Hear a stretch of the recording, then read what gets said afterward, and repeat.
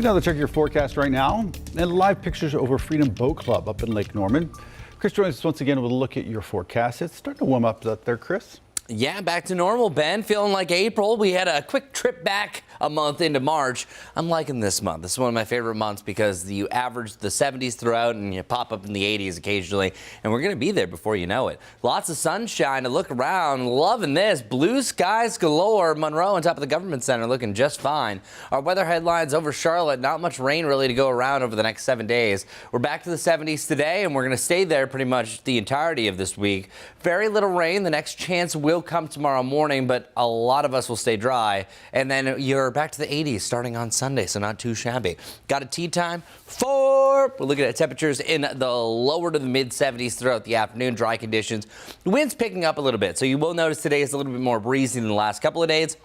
Winds out of the southwest gusting as high as 20 miles per hour. So if you have a bad shot, you can blame it on that slice. We are also looking at the lower to the mid 70s, really for the foothills as well. Same thing down to the sandhills. The only difference, of course, is going to be the mountains. And up in the high country where we have highs in the mid 60s. Evening out, what you doing? We're looking at temperatures transitioning from the 70s back down to the 60s and eventually leveling out into the 50s. But something is happening tonight. We actually hit our full moon. And you might have seen this trending online that is called the pink moon. This is a very misleading name because the moons are based on pretty much what happens in the season by a lot of the different tribes and the Native Americans. This pink moon gets its name because of this. It's known as the phlox or pink moss, and that's why you see this flower typically flourishing in the northern part of the United States. That's why they named it the pink moon. However, different tribes also named different things like the breaking ice moon, the frog moon, the sucker moon, and also the egg moon. If you're wondering about this one,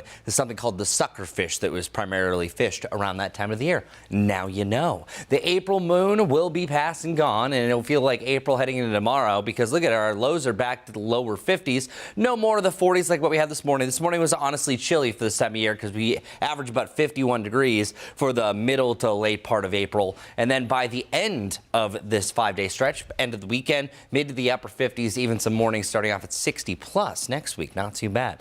Tomorrow, kind of similar to today, but comes with one big difference.